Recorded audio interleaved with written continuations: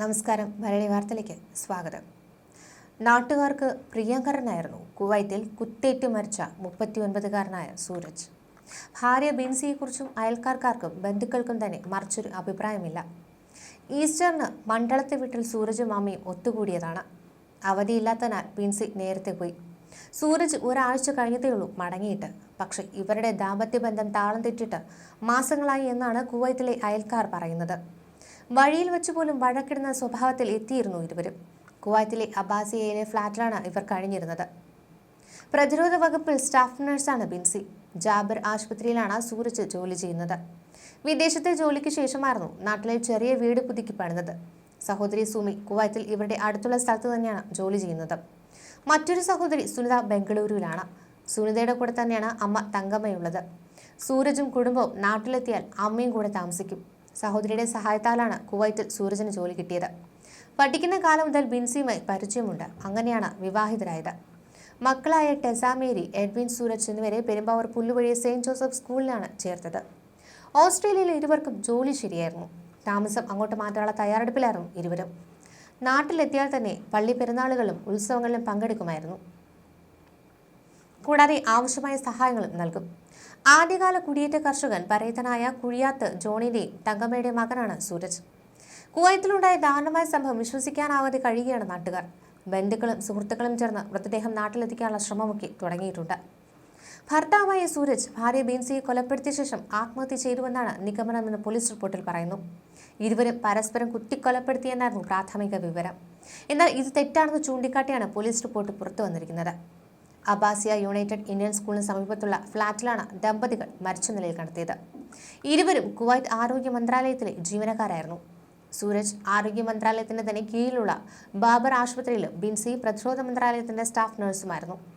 കൊലപാതകം നടന്ന ദിവസം രാത്രി ഇരുവരും തമ്മിൽ വഴക്കിടുന്ന ശബ്ദം കേട്ടിരുന്നുവെന്നും എന്നാൽ വാതിൽ അടച്ചിരുന്നതിനാൽ ഇടപെടാൻ സാധിച്ചില്ലെന്നുമാണ് അയൽക്കാർ പറയുന്നത്. ഇതിൽ ബിൻസിയുടെ നിലവിളിയും കരച്ചിലും ഇടയ്ക്ക് കേട്ടതായും അയൽവാസികൾ മൊഴി നൽകിയിട്ടുണ്ട്. പിന്നാലെ സംശയത്തെ തുടർന്ന് അയൽവാസികൾ വിവരം സെക്യൂരിറ്റി അറിയിക്കുകയായിരുന്നു. തുടർന്ന് ഫർവാനിയ പോലീസ് ഉദ്യോഗസ്ഥർ സംഭവസ്ഥലത്തെത്തി ഇവരുടെ അപ്പാർട്ട്മെന്റ് വാതിൽ തട്ടിയെങ്കിലും തുറന്നില്ല. പിന്നാലെ ഡോർ തകർത്ത് അകത്ത് പ്രവേശിപ്പിച്ചപ്പോഴാണ് രണ്ടുപേരുടെ മൃതദേഹം കണ്ടെത്തിയത്. ബിൻസിയുടെ മൃതദേഹമായിരുന്നു ആദ്യം ഹാളിൽ കഴുത്തറുത്ത നിലയിൽ കണ്ടെത്തിയത്. പിന്നാലെ സൂരജിന്റെ മൃതദേഹവും കണ്ടെത്തുകയായിരുന്നു. കുവൈത്തിലെ ജോലി അവസാനിപ്പിച്ച് ഓസ്ട്രേലിയയിലേക്ക് പോകാനായി ഇരുവരും നടപടി പൂർത്തിയാക്കി യാത്രയ്ക്ക് ഒരുങ്ങുന്നതിനിടയിലാണ് ഈ ഒരു ദാരുണ സംഭവം നടന്നത്. ഇതിന്റെ ഭാഗമായി ദമ്പതികൾ മക്കളെ നാട്ടിലെ സ്കൂളിൽ ചേർത്ത ശേഷം കഴിഞ്ഞ ദിവസമായിരുന്നു കുവൈറ്റിലേക്ക് മടങ്ങിയെത്തിയത്. ദീർഘകാല പ്രണയം സഫലമാക്കിയാണ് സൂരജും ബിൻസിയും വിവാഹിതരായത്. സൂരജിനെ അപേക്ഷിച്ച് മെച്ചപ്പെട്ട സാമ്പത്തിക ശേഷിയുള്ള വീട്ടിലെ യുവതിയായിരുന്നു ബിൻസി. നഴ്സിംഗ് പഠനശേഷം ഡൽഹിയിലെ ആശുപത്രിയിൽ ജോലി ചെയ്യുന്നതിനിടെയാണ് ബിൻസി സൂരജിനെ പരിചയപ്പെട്ടത്. സാമ്പത്തികമായി പിന്നോക്കം നിൽക്കുന്ന സൂരജിനെ തന്റെ ശമ്പളം കൊണ്ട് ബിൻസി BSc നഴ്സിംഗ് പഠിപ്പിക്കുകയായിരുന്നു. വിദേശത്ത് പോകുമ്പോൾ സൂരജിനെയും ഒപ്പം കൂട്ടാനായിരുന്നു ഇത്. അതിനിടെ ബിൻസിക്ക് കുവൈറ്റ് ഡിഫൻസിൽ സ്റ്റാഫ് നഴ്സായി ജോലി ലഭിച്ചു. തുടർന്ന് BSc നഴ്സിംഗ് പാസ്സായ സൂരജിനെ വീട്ടുകാരുടെ എതിർപ്പുകൾ അവഗണിച്ച് വിവാഹം കഴിക്കുകയും കുവൈറ്റിലേക്ക് തന്റെ ഒപ്പം കൂട്ടുകയുമായിരുന്നു. ദമ്പതികളുടെ ജീവിതത്തിൽ കല്ലുകടിയായത് സൂരജിന്റെ ക്ഷിപ്രകോപം തന്നെയാണ്. പെട്ടെന്ന് ദേഷ്യം വരുന്ന ഒരു പ്രകൃതക്കാരനായിരുന്നു സൂരജ്. ദേഷ്യം വന്നാൽ എന്തും ചെയ്യുന്നൊരു അപകടകാരിയാണ്. കൂടാതെ സൂരജ് സംശയരോഗിയായിരുന്നു എന്നുള്ള സൂചനകളും പുറത്തേക്ക് വരുന്നുണ്ട്. ജീവിതം ഒന്ന് പച്ച പിടിച്ചു വരുന്നതിനായാണ് ഓസ്ട്രേലിയയിലേക്ക് ചേക്കേറാനായി ബിൻസിയും സൂരജും തയ്യാറെടുത്തത്.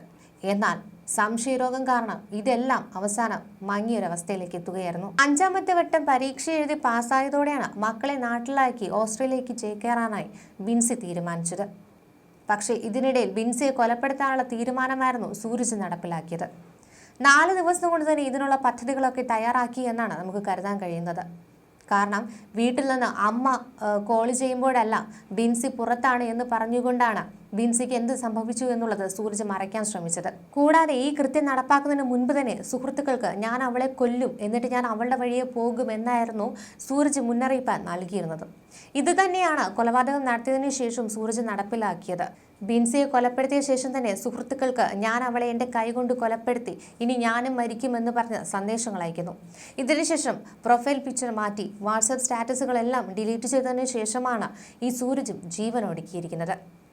എന്തായിരുന്നാലും ഒരു സംശയത്തിന്റെ പേരിൽ ആ ഒരു കുടുംബത്തെ ഛിന്ന ഭിന്നമാക്കുന്ന ഒരു അവസ്ഥയിലേക്കാണ് സൂരജ് എത്തിച്ചത്. 2 മക്കളും ഇന്ന് അനാഥമായ നിലയിലാണ്. അച്ഛനും അമ്മയ്ക്കുമൊപ്പം ജീവിച്ച് കൊതിതീരും മുമ്പ് തന്നെ നാട്ടിലേക്കെത്തിയ ആ മക്കളെ എന്നേക്കുമായി അനാഥരാക്കിയാണ് ആ രണ്ടുപേരും മടങ്ങിയിരിക്കുന്നത്. ഇതിനിടെ മറ്റൊരു സംഭവത്തിൽ ലണ്ടനിലെ സൗത്ത് ക്രോയിഡോണിൽ നിന്നും മലയാളി യുവാവിന്റെ ചതിയുടെ കഥ പുറത്തുവരികയാണ്. യുവജനങ്ങൾക്കിടയിൽ പ്രസിദ്ധമായ അരികെ എന്ന ഡേറ്റിംഗ് ആപ്പ് വഴി യുവതികൾക്ക് കെണിയൊരുക്കിയാണ് ടോം തോമസ് എന്ന ആൾ യുവതികൾക്കിടയിൽ ഇച്ചായൻ എന്നും അറിയപ്പെടുന്നത്.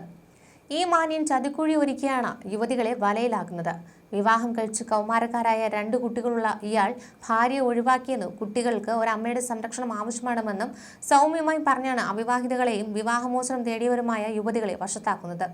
സ്ഥിര വരുമാനമുള്ള ജോലിയുള്ള യുവതികളെയാണ് ഇയാൾ കൂടുതലായി ടാർഗറ്റ് ചെയ്യുന്നത്. ഇതിലൂടെ ലൈംഗിക ആവശ്യങ്ങൾ കൂടാതെ സാമ്പത്തിക ചൂഷണവും ലക്ഷ്യമാണെന്നത് വ്യക്തമാണ്. സ്ത്രീകൾ ലൈംഗിക പീഡന പരാതി ഉയർത്താതിരിക്കാൻ ചാറ്റിലും മറ്റും ലൈംഗിക ആവശ്യം സ്ത്രീകളെ കൊണ്ട് ഉന്നയിക്കുന്നതും ഇയാളുടെ കുബുദ്ധിയിലെ മൂർച്ചയുടെ ആയുധമാണ്. ഇക്കാരണത്താൽ പോലീസിൽ ലൈംഗിക പീഡന പരാതി നിലനിൽക്കില്ല എന്നാണ് കെണിയിലായ ശേഷം പിണങ്ങിപ്പോകുന്നവരോട് ഇയാൾ ഭീഷണി മുഴക്കുന്നത്. ടോം എന്ന വ്യാജ കാമുകൻ വഴി ഇതിനകം ഡേറ്റിംഗ് ആപ്പിലൂടെ മാത്രം 1/2 ഡസൻ മലയാളികളെങ്കിലും ഇയാളുടെ വലയിലായിട്ടുണ്ട് എന്നാണ് ലഭിക്കുന്ന വിവരം. ഇയാൾ പല ഘട്ടങ്ങളിലായി വാങ്ങിയ 26,000 പൗണ്ടോളം വരുന്ന പണം ഒരു കാരണവശാലും മടക്കി നൽകില്ല എന്ന് വ്യക്തമായതോടെയാണ് ഇയാളുടെ പേരും ചിത്രവും സഹിതം ഒരു മാധ്യമം വാർത്ത പുറത്തുവിട്ടത്. മഞ്ജു എന്ന യുവതി പലവട്ടം ഇയാൾക്ക് തന്റെ പണം മടക്കി ചോദിച്ചുകൊണ്ട് സന്ദേശങ്ങൾ അയച്ചിരുന്നു.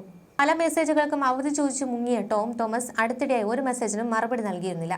ഇതോടെ തന്റെ പണം എന്നേക്കുമായി നഷ്ടപ്പെട്ടുവെന്ന് ഉറപ്പിച്ച യുവതി ഇനി ആർക്കും ഇത്തരത്തിലുള്ള ഒരു ചതി ഉണ്ടാകാതിരിക്കാനായി ഇയാളുടെ ചതിയുടെ കഥ തുറന്നു പറയുകയായിരുന്നു. കഴിഞ്ഞ ഏതാനും വർഷമായി ഇയാൾ നടത്തിയ ചതിക്കണി വഴി 1/2 ഡസൻ മലയാളി യുവതികളെങ്കിലും ഇയാളുമായി ശരീരം പങ്കിടാൻ തയ്യാറാവുകയും 1000 പൗണ്ട് ഇയാൾക്ക് നൽകിയതായും ഈ യുവതിയുടെ പക്കൽ തെളിവുകളുണ്ട്. ഈ യുവതികളാകട്ടെ പണം പോയാലും ചതി ആരും അറിയാതിരിക്കട്ടെ എന്ന നിലപാടിലാണ്. മറ്റു യുവതികൾക്ക് വേണ്ടി താൻ ഇതിന് നാണം കെടണമെന്നുമാണ് തെറാപ്പിസ്റ്റായി ജോലി ചെയ്യുന്ന ഒരു യുവതി ചോദിക്കുന്നത്. മാത്രമല്ല അല്പം സ്മാർട്ടായ ഈ യുവതി ചതിക്കപ്പെട്ടുവെന്ന് മനസ്സിലാക്കിയിട്ടും ടോമുമായി ബന്ധമുള്ള മറ്റു യുവതികളോട് ചങ്ങാത്തം കൂടി അവരുടെ നീക്കങ്ങൾ പങ്കുവച്ച് തനിക്ക് നഷ്ടമായ 6,000 പൗണ്ടോളം തുകയിൽ നല്ല പങ്കും ടോമിൽ നിന്നും തിരിച്ചു പിടിക്കുകയും ചെയ്തു. താൻ ശരീരം പങ്കിട്ടതിൽ വലിയ കുറ്റബോധമൊന്നും ഇല്ലാത്ത ഈ യുവതി ഇപ്പോഴും ഇയാളിൽ ഭേദപ്പെട്ട ബന്ധത്തിലാണെന്നും സൂചനയുണ്ട്. ടോം മുഖ്യമായും മലയാളി യുവതികളെയാണ് വലയിൽ വീഴ്ത്തുന്നതെന്ന് അറിഞ്ഞ ഈ മഞ്ജു യാദവ് ഇയാളെക്കുറിച്ചുള്ള വിവരങ്ങൾ സമൂഹ മാധ്യമങ്ങളടക്കം പ്രസിദ്ധപ്പെടുത്തിയത് 1.5 മാസം മുൻപായിരുന്നു. എന്നിട്ടും ഇയാൾ ചതിയുമായി രംഗത്തുണ്ട്. ഇത് മനസ്സിലാക്കിയാണ് 1000 അംഗങ്ങളുള്ള മലയാളി നഴ്സിംഗ് സംഘടനയെ ഈ മഞ്ജു സമീപിക്കുന്നത്. കാരണം മികച്ച വരുമാനമുള്ള നഴ്സുമാരാണ് ഇയാളുടെ ഇരകളാകാൻ കൂടുതൽ ചാൻസ് ഉള്ളത്. ഇതിനാൽ തന്നെയാണ് മഞ്ജു മലയാളി സംഘടന വഴി ഇയാളെ തുറന്നു കാട്ടാൻ ശ്രമിച്ചത്. മഞ്ജുവിന്റെ പോരാട്ടത്തിൽ പൂർണ്ണ സഹായമായത് സംഘടനാ ഭാരവാഹികൾ ഉറപ്പു നൽകിയിരിക്കുകയാണ്. എന്നാൽ സമൂഹ മാധ്യമങ്ങളിൽ ഇത്തരം ഒട്ടേറെ കഥകൾ എത്തിക്കൊണ്ടിരിക്കുന്നതിനാൽ പൊതുവെ ആരും ഇതൊന്നും അത്ര ഗൗരവത്തിൽ എടുക്കില്ല എന്നതിനാലാണ് മാധ്യമ വാർത്ത വഴി ഇയാളെ തുറന്നു കാട്ടണമെന്ന് മഞ്ജു നിശ്ചയിച്ചത്. എന്നാൽ കാര്യമായ ജോലിയും വരുമാനമില്ലാത്ത ഇയാൾ വലിയ ബിസിനസ് ഉണ്ടെന്നും റിക്രൂട്ട്മെന്റ് അടക്കം കോടികൾ സമ്പാദിക്കുന്നു എന്നും ഒക്കെ ചൂണ്ടിക്കാട്ടിയാണ് യുവതികളുടെ മനസ്സ് പിടിച്ചെടുക്കുന്നത്. ഒരു ജഗ്വാർ പ്രീമിയം കാറും മറ്റൊരു കാറും ഒക്കെ സ്വന്തമാക്കി എന്ന് പറയുന്ന ഇയാൾ വീടിന്റെ വാടക കൊടുക്കാത്തതിനും കുപ്രസിദ്ധനാണത്രേ. വീട്ടിൽ പല സ്ത്രീകളുമായി എത്തുന്ന ഇയാൾ എങ്ങനെയോ കൗമാരക്കാരായ കുട്ടികളെ കൊണ്ട് ഈ സ്ത്രീകളെ വിളിപ്പിക്കുന്നത് മമ്മ എന്നൊക്കെയാണെന്ന് മഞ്ജു വെളിപ്പെടുത്തുന്നുണ്ട്. വിവാഹമോചിതയും ഒരു കുട്ടിയുമുള്ള തന്നെയും ടോമിന്റെ കുട്ടികൾ മമ്മ എന്നാണ് വിളിച്ചിരുന്നത്. ഒരുപക്ഷെ സ്ത്രീകളുടെ വിശ്വാസം ഉറപ്പിച്ചെടുക്കാൻ വേണ്ടിയാകും ഇങ്ങനെ ചെയ്യുന്നതെന്നും മഞ്ജു കരുതുന്നുണ്ട്. ടോം സ്ത്രീകളിൽ നിന്ന് കബളിപ്പിക്കുന്ന പണത്തിൽ നല്ല പങ്കും ദൂരത്തിനും ഇയാളുടെ കുടുംബച്ചെലവിനും വകമാറ്റിയപ്പോൾ മഞ്ജുവിൽ നിന്ന് പല ഘട്ടങ്ങളായി അടിച്ചുമാറ്റിയ 11,000 പൗണ്ടും ഇതേ വിധത്തിൽ നശിപ്പിക്കുകയായിരുന്നു. 2024 ജനുവരി അവസാന വാരത്തിൽ മഞ്ജുവിനെ കൊണ്ട് ബാങ്ക് ലോൺ എടുപ്പിച്ച് 15,000 പൗണ്ട് ഇയാൾ വിസ കച്ചവടത്തിൽ കൈക്കലാക്കിയ തുക ജിബി എന്ന യുവാവ് പോലീസിൽ പരാതിപ്പെടുമെന്ന ഘട്ടത്തിൽ മടക്കി നൽകാൻ വേണ്ടിയാണ് ഉപയോഗിച്ചത്. ഈ ഘട്ടത്തിൽ മഞ്ജുവിനെ വിവാഹം ചെയ്യാൻ എല്ലാ ഒരുക്കങ്ങളും നടത്തി എന്ന നാടകം കളിച്ച ടോമിനോട് താൻ എന്തിന് ലോൺ എടുത്ത് പണം അടയ്ക്കണം, ആ ലോൺ ഇയാൾക്ക് തന്നെ എടുത്തുകൂടെ എന്ന് മഞ്ജു ചോദിച്ചിരുന്നു. എന്നാൽ അപ്പോൾ തനിക്ക് ലോൺ ലഭിക്കില്ല എന്ന് പറഞ്ഞ ടോം ഈ പണം ഇപ്പോൾ നൽകിയില്ലെങ്കിൽ നമ്മുടെ വിവാഹ സ്വപ്നം അവതാളത്തിലാകുമെന്ന് പറഞ്ഞാണ് മഞ്ജുവിനെ പാട്ടിലാക്കിയത്.